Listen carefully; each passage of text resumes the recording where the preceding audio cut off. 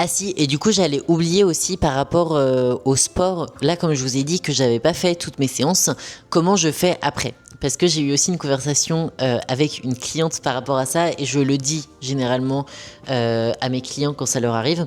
En fait, si vous avez un programme d'entraînement et que vous avez 4 séances à faire, si vous n'avez pas réussi à faire vos 4 séances, ou vous en avez fait, je sais pas, imaginons 3, et que vous n'avez pas fait votre 4e, et bah le lundi d'après, ne commencez pas par la première séance que vous avez faite la semaine dernière, mais commencez par celle que vous n'avez pas faite la semaine d'avant.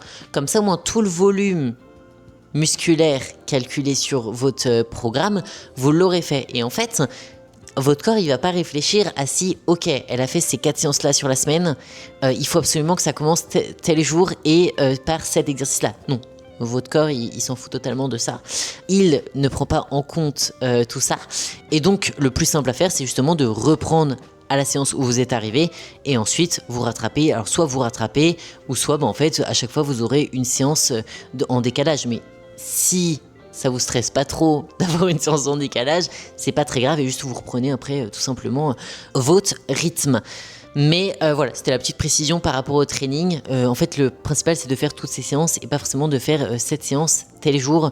Ça nous importe peu. Donc voilà pour le petit point training. Pour les pas, honnêtement, ça se passe plutôt très bien. Là, je vais commencer à faire une chose. Je vous avais dit que j'allais me promener dans un parc un petit peu plus loin. Et au début, je pensais aller dans un parc en particulier.